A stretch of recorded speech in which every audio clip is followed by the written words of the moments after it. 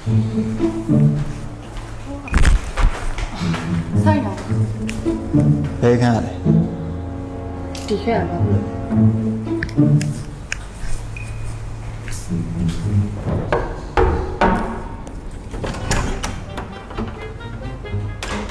ကိုဘာလို့ဆက်ရှိလဲ အခုတွန်းတယ်လေလူခေါ်ပြီးတော့ပြင်လာတာမရသေးလို့အဲ့ဒါဒီမှာတွန်းလက်တုံးလို့ရလား ရလေးညီမလေးပေါ့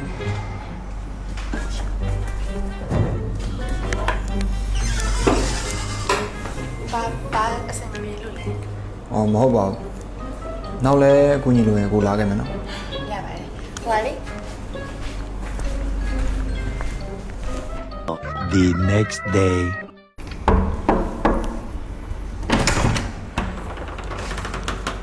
ကိုခန်းမှာရေပြတ်နေလို့ဒီမှာရေလာချိုးလို့ရလား ဟမ်ရေချိုးဖို့ ရေပဲချိုးမှာပါ ရပါတယ် ဟာစက်ပြန်မှုကကုန်တော့ပါပဲနောက်တစ်ပတ်မှပဲလာလိုက်တော့မယ် 1 week later.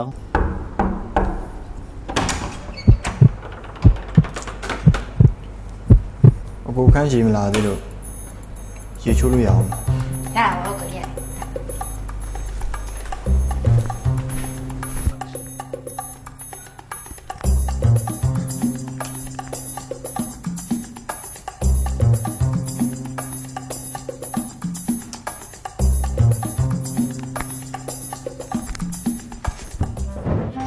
အဆင်ပြေလား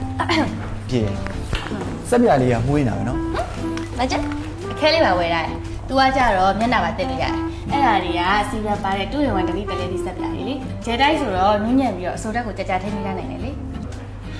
तू ကတခြားစက်ပြလေးနဲ့မတူဘူးလေ။စီရန်ပါဆိုတော့အသားလေးကိုစိတ်ဝင်လွယ်ပြီးတော့တင်းတင်းကြည်ကြည်ဖြစ်စေတာ။ Premium quality ပေါ့။ ဟောအဲ့ဒါကြောင့်မလို့ညီမလေးနဲ့စတွေ့တဲ့နေ့တွေကအကိုအသားချင်းထိပြီးတော့တတိထားမိတယ် ဟုတ်နောက်ရက်မောက်တာစားကြတယ်လေ โอเคလေတော့စားကြမယ်အော်ဒါနဲ့အကိုခန်းကညီမခန်းနဲ့မြန်နေချင်းဆိုင်ဆိုတော့အကိုခန်းနဲ့လာလဲအောင်လေနော်အကိုအချိန်မရှိတော့သွားရတော့မယ်